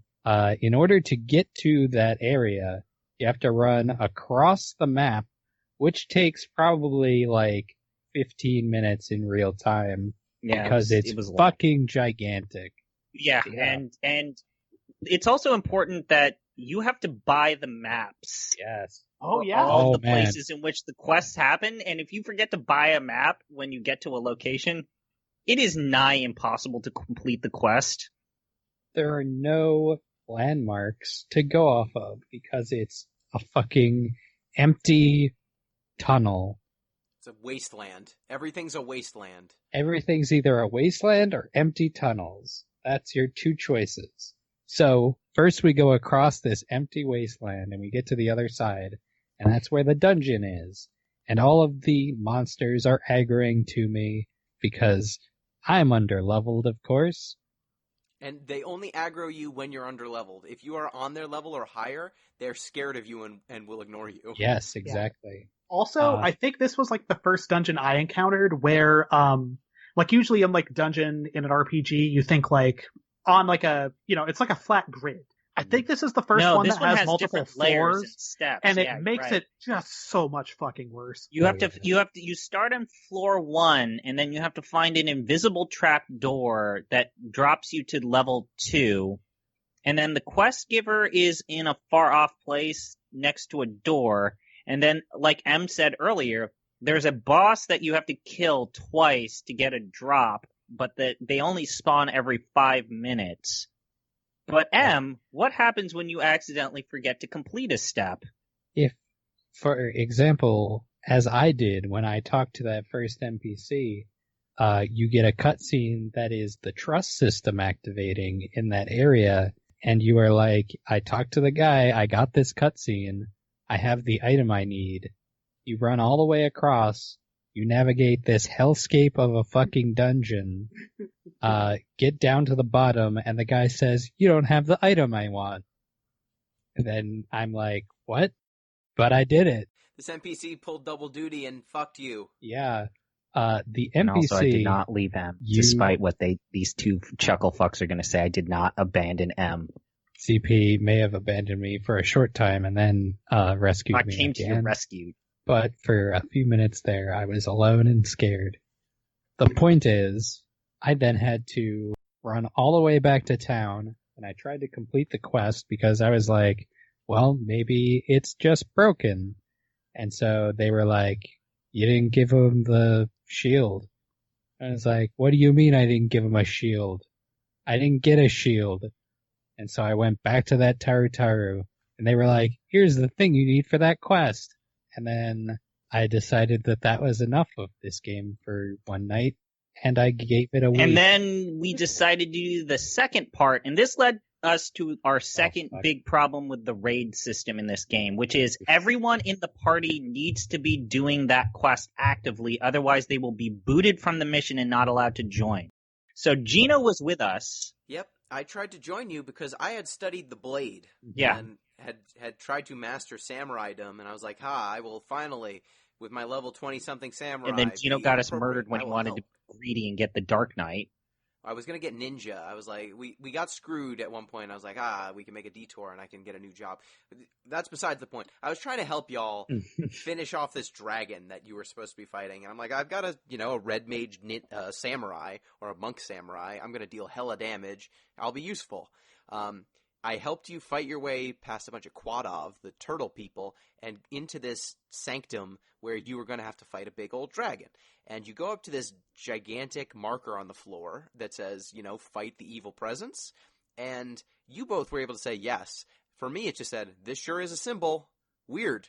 And I wasn't able to join you in the instance. You both vanished, and I was left behind. And it still said I was in your party, but I was not there in your instance. So you both had to fight the dragon without me, and I had to just dick around until you either survived or died.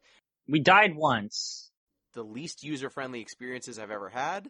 So, I mean, this is not entirely uncalled for of an MMORPG of this era where you basically needed, if you wanted to do things with your group, you all needed to be on the same page. You all needed to be kind of the general same level. You all needed to be at the same... But today, it's crazy because, like, with World of Warcraft, or Final Fantasy XIV, it's like, hey, I want you to do this quest with me. It doesn't matter if you're level this. Let's just jump into it together. Yeah, like, level me down or level me up or don't give me rewards. That's another big problem. I actually had it to where M joined me when I just started playing the game, and we partied up. And because M was so high level, literally every single thing that I did in the game, I was getting 0 XP for because M was so high level that it negated my ability to get XP on anything. If you fought things that were level appropriate for M, you would get one-shotted, you would be able to help not at all, and you both would get less experience than if M was taking them on alone. So, like, nothing about this game makes it easy to get other people into. It's not like you can take your level 70 character and help out your friend who just got on. If you try to help them in almost any way, you will harm their EXP gain. You won't be able to join them in battles. You won't be able to help them overcome quests. Like, the best you can do is hand them items. That's like the best you can do to help. Which is why I think it's time we should rank this game. It's a bad time. Yeah, I would not say the recommend only trying to get other into this thing game. that's a huge negative for me in terms of an MMORPG, and maybe M, you can back me up here, is like one of the main reasons why I am interested in MMORPGs is for role-playing purposes. Mm-hmm. This seems like an entirely mechanically driven MMORPG, and the idea of playing an MMORPG and the social aspects of the game are de-emphasized to where now they're all automated, and then also the ability to actually become your character is virtually impossible in this game, even at launch and today. MMORPGs are, and I linked this in the Discord, they're the third place. They're these digital societies where you can become anything that you want. And Final Fantasy XI has virtually no good way for you to roleplay, become your character. Like, the way that servers work here, there's not even a way to, like, open up a server where it's an RPing server, or this is just, the general server. It's all one server, which I thought was weird. And also, just real quick, normally with an MMORPG, you manage macros. This has the worst macro system I've ever seen. Like, the ability to create hotkeys, it was just god-awful. But no, yeah, the more important thing is like, one of the main appeals of this entire genre is the ability for this to be an escape and for me to interact with a thriving community. And it doesn't have that, in part because it's 18 years old, but it doesn't make it easy for me to do that. I don't know. And did you kind of notice that? Even when it was new. When it was new, it wasn't good at that. So, like, people made do because this game came out before WoW. It came out after EverQuest. It was one of the first MMORPGs to really attempt the scope that this game had. Yeah. It was the only one on the PS2 for the most part. So it got these people who had never tried other MMOs to play it. And so it got its hooks into some players who didn't know any better. And now it's 2020, and we know better. The crafting system, the idea that when you craft something, you have a higher success rate depending on what you're trying to craft based on which cardinal direction your character is facing. That's a real thing that this game does. There are a bunch of different crafts you can take up. You can become a fisherman. You can become a logger. There's a bunch of weird shit you can do in this game, but almost all of it feels very samey, regardless of the different specializations you go into. And most of it is boring and slow. So let's rank this fucking thing so I can not talk about it ever again or think about it anymore. Anyone else have anything else to say? What's the list, Gino? Okay. Yeah, I joke. I am genuinely feel kind of bad having made people do this because this was not particularly fun, and I will own that. On this, and simultaneously, I'm so fucking glad I got to see this thing because it was wild. This was one of the craziest games I think we've ever played. I know we joked about it on the Discord, which again, join. This is a solid contender for the biggest platypus for Gino's Platypus Awards. Yeah. This is the biggest platypus I think we have ever seen. This is a bigger platypus than fucking Magic Penguin. Yeah. I don't understand anything. And a child gets shot in that game. There's no way. The only reason they will keep this game on at this point is to say it lasted 20 years. It continues to quietly generate some amount of revenue for them, which probably covers server cost. Which they have collapsed several servers, so they found ways to economize and save money. But I can't see any reason for them to do they launched a competing product for this game a decade ago, and they've left it on. So I can only think it just quietly makes enough money for them to keep running it, and they'll keep running it until it hits 20, so they can have a big event for it because they're stubborn. And remember, they announced that they were going to port this to Android and iOS at some point. So yeah, sure. I don't know.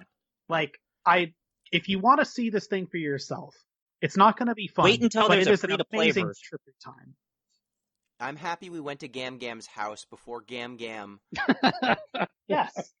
passed away. I'm really happy that we took this trip to Gam Gam's house. Look, I've played every Final Fantasy game now except 14.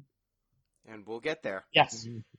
So our current list is at number 1. The best Final Fantasy is Final Fantasy IX, followed by 10, 7, 8, 5, 12, the trading card game, Final Fantasy 1, Final Fantasy V, The Legend of the Crystals, Final Fantasy X-2, Final Fantasy VII, Advent Children, Final Fantasy VII, The Spirits Within, the movie, Mobius Final Fantasy, Last Order, Final Fantasy VII, then Final Fantasy X-2, Last Mission, Final Fantasy II, and then the worst Final Fantasy, maybe there's a challenger now, Final Fantasy XIII. So I think we can start from the bottom, because I don't think this is getting higher than 2 or 3 of the worst. So is this game better? Is Final Fantasy XI better than Final Fantasy XIII? Friends, I think this is a great question, because I don't know. Here are my arguments. This game was one of the first MMOs of its scale. It has a bunch of interesting systems in it. While the core gameplay is boring, there are some social elements that are worth exploring. The gameplay is, in some ways, in this game, gated for far less time than 13 does. 13 also plays itself for large stretches, and I was able to hybridize jobs and kind of get a feel for how I wanted to play this game much faster than I did in 13. I don't think 11 insults your intelligence as much as 13 does. I would actually say that it kind of does, in terms of this is the only game that you can play. If you want to get anything even nominal out of Final Fantasy XI, it has to be the only game you play for a solid month for you to get even some forward progress. I think for you to enjoy it. Yes, I think we have to incorporate its price tag in the consideration here. And that is one of the biggest arguments against this game. It is $60 plus $15 a month to find out if you even like this fucking thing. You get 1 month free. It is 2020 and they still give you 1 month free. one of the worst pricing schemes ever. Mobius Final Fantasy makes this game look like it makes Mobius Final Fantasy's reprehensible design look better. So, in 13's corner, 13 has better music. I think that the world is much more interesting. The graphics are obviously much stronger. The artistic design, I think, is much better. One price. Once it opens up, 13 gets a little bit more interesting. Like, it's not my cup of tea, but I think that 13, there's some dynamism in the jobs and leveling up your characters. There's the juggling system. There's the limit break system. There are characters. There are characters that you sometimes care about. In 11, it's hard to find the characters that you care about until you're like 40 hours into it, and then you meet Shantoto. So I think the central question is it better to be a terrible game that's single player that charges you once and insults your intelligence the whole time and tells a bad story, or better to be a mediocre exploitative MMO communal experience that is boring, poorly made, and archaic? Like, these are two bad games that both I would not recommend playing in the year 2020. One of them charges you once, but the toll it extracts on my memory and my life goes on forever. Whereas this game, I think I'm going to forget about everything that happened in it. 13, every time I think about it, it makes me mad. This game, when I think about it, I'm like, that was really boring and really bad, but I don't know. Can I put my 2 cents in as Sure. You're the person I want to hear from the most. I have not ever been on this podcast for Final Fantasy. This game exhausts me on a level that I cannot explain. I think that is the core feeling that we have all felt about this game. Yes. We have just been put through the grinder. It doesn't feel nice to play. I do not recall anything good happening when I played it. I am assured that at some point something does happen that is noteworthy, but I could not tell you what it is. The only thing that happened was I got a lot of headaches trying to fight against it and never felt as though there was some reward at the end of the tunnel. Yeah, I mean, it's a good point to point out. That said, I will say that, Gino, you can back me up. Finishing Final Fantasy XIII was also emotionally and physically taxing to the degree to where we had to put our podcast on a hiatus for like a month because we had such a miserable time finishing the last 2 levels of that game. Yeah, that game sucks. But that was the last 2 levels and not the first 2. Oh, God, I actually tried to two complete suck, all too. of the side quests in 13, and I regret it. Okay, whose fault is that? It was mine. I admit it. I tried to do everything in Grand Pulse. I've explained this story before, but after I played 13 for the first 5 hours, the first time when I was in college, I handed the controller to a person in my dorm and said, "Oh yeah, do you want to play it? It's the new Final Fantasy game." And after 10 minutes of him trying to play it, he's like, "Are you having me play this because you don't want to play it?" I want to like, also yeah. point out you did the same thing to Pete at one point when you had to you had to pick up your it was 3 community endurance runs ago where we were doing a simultaneous live playthrough of 13 and you had to pick up Chinese food. And it's like, "Hey Pete, play this game for me just real quick. You finished close reading this." That was the year that Jeff made him read fucking My Immortal. So he had just read My Immortal and then you had forced him to play Final Fantasy 13. And his first words to you is, "All I did was press the X button." Yeah. Yeah, 13 for the first 20 hours has has less strategy than Final Fantasy 11. That's an indictment. This game, It's you less push of a a button game. and the game plays itself. Yeah, you know what? You press the button and then the game plays itself. In 13, you keep mashing the X button or else you die, but the game still plays itself when you're mashing the X button.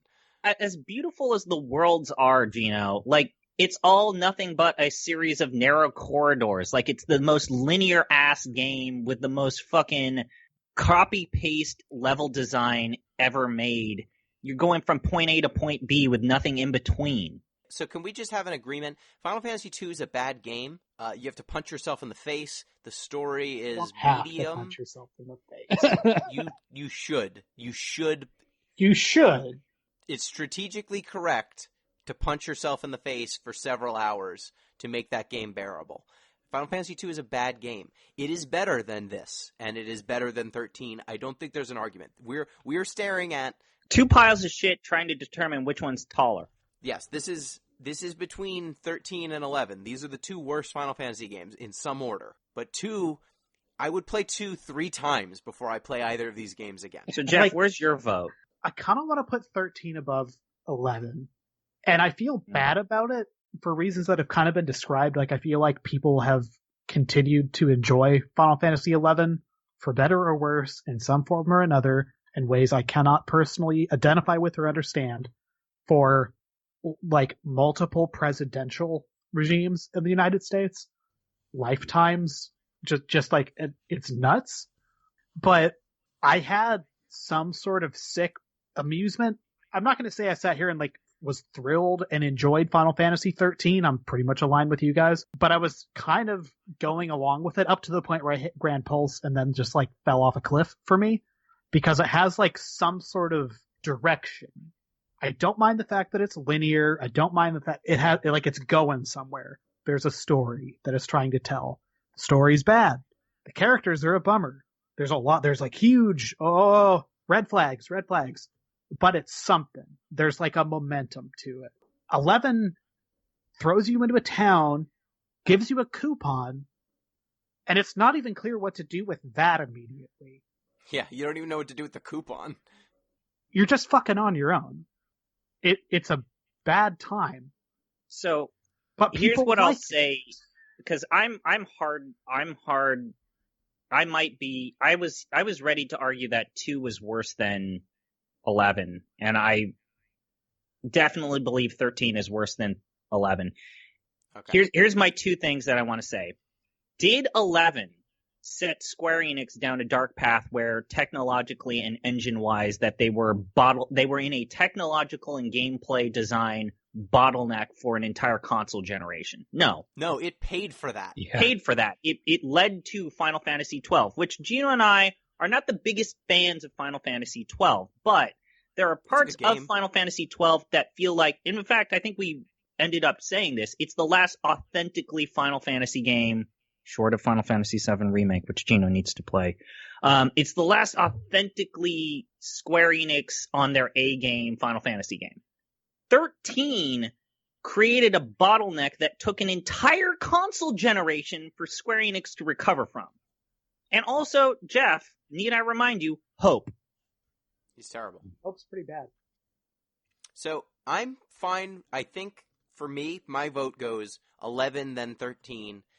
As exploitative as 11 is, I think a bad MMO that some people are enjoying, to me, is better than a truly terrible single-player game. Now, from an enjoyment perspective, from a value perspective, I would rather play 13 because it's not robbing me every month. But I see people finding things to do in 11 that keeps it running to this day.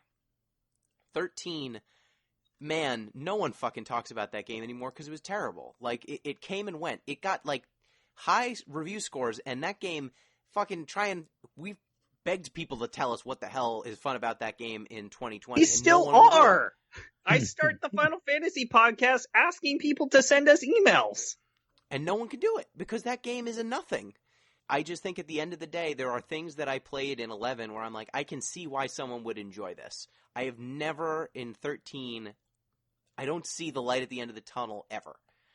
Like, it feels like a pyramid scheme, the review scores for that game. It feels like I was lied to. So yeah, my vote is FF11, then 13, so this is the second worst Final Fantasy game. Like, FF2, they didn't know any better. And to some extent, FF11, they didn't know any better. Like, they were bad at making MMOs. Yeah, it was their first, it's baby's first MMORPG. MMOs didn't exist at the time. Yeah, I feel like you could make an argument that a lot of its design, when put up against like Asheron's Call, EverQuest, like we're pre-World of Warcraft, where a lot of the MMORPG systems had been codified and streamlined. So as bad as I think the design of Final Fantasy XI is, and I hated this game, it gave me anxiety. I did not look forward to playing it. I needed to take a week-long break. We all took a week-long break from playing this game. At least. Yes. there wasn't a lot of reference. And in fact, the MMORPGs like Ultima, EverQuest, and Asheron's Call were almost as exploitative, wasteful of the player's time. These giant soul sucks, almost as much as Final Fantasy XI. But 13 didn't have to be that way. No, 13 they should didn't have known to better. be the way that it was. Like, compare 13 to 12. You can't. It does not compare favorably for 13. So do we have any? I know that Jeff, you dislike this game, and we all dislike this game. We're talking about whether it's the worst or second worst Final Fantasy game. So it's degrees. My vote goes 11, then 13. Yeah, I'm sorry. I'm People are still decidedly having fun 11 with to it. 13. Yeah, I feel bad about this section of the list in general. Like, I feel like it's kicking children or something to a certain extent. Yeah, But they're all bummers. yeah, The children took $45 of yours. And you need to get it back. You yeah, can't I'm well get it past back. the Steam refund You thing. can't get it back, so you have to do something. Okay. Yeah. Yep. Okay. Go Our slide. list is now Final Fantasy IX is the best Final Fantasy game, followed by 10, 7, 8, 5, 12, the trading card game, 1, Final Fantasy V, Legend of the Crystals, the movie, 10, 2, I get a kick whenever you say that. 7, Final Fantasy 7, Advent Children, then FF The Spirits Within, Mobius Final Fantasy, Last Order Final Fantasy 7, the anime, Final Fantasy X-2 Last Mission, Final Fantasy 2, Final Fantasy 11, and the worst Final Fantasy game for now and forever, Final Fantasy 13. We predicted that 2 would be the closest argument to bump 13, but I think 11 actually was the closest we'll ever get to bumping 13. I believe so. I would like to raise a point of order. Point of order.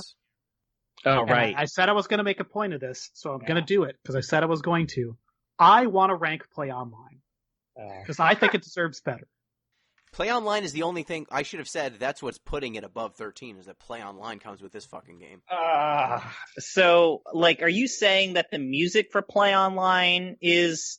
Which part of Play Online is a Because I redeeming actually would quality? argue against Friends, Play Online. I'm saying the fact that I have to- whole thing. So, It's look, amazing. Here's the problem I have with Play Online. The fact that when I go to whatever fucking executable, Steam, Square Enix, I click play game and it boots up this goddamn launcher instead of booting up the game that I said I wanted to play it's wasted time.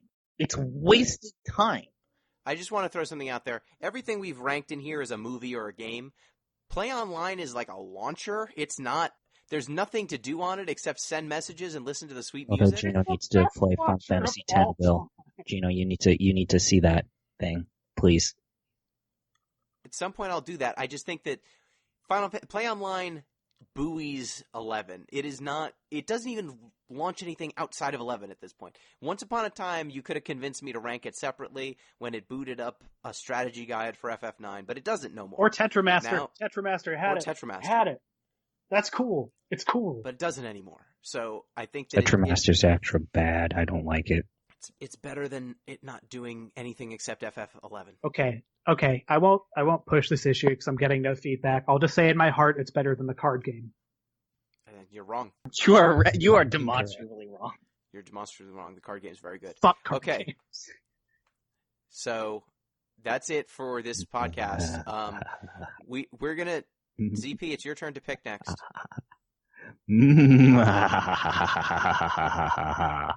Also, I'm Jeff just going to doesn't say get it sick for the for a record, while. I'm out of the picking rotation for a while. This was bad, and I don't get to be it anymore. So, There's you not know, very much else to pick. well, So, you say that. You say that. Are you gonna take us to Bad Time Land? So I was joking with Jeff earlier today that I had two games, the game in my heart, which I'm going to go with, and then you guys, I was originally going to play, because Gino seems to like this sub-franchise so much and I wanted to break his heart, I was originally going to pick the Crystal Bearers from the Nintendo Wii. And I'm thank pretty you. sure that would have crushed Gino's soul to see what happened to the Crystal Bearers franchise. Fuck Lale. But we are going to go back. We're going to finish the fight. We're going to No. finish the fight that we started 2 years ago. No. We are going to play Final Fantasy 13-2, motherfuckers. No! You fucking monster.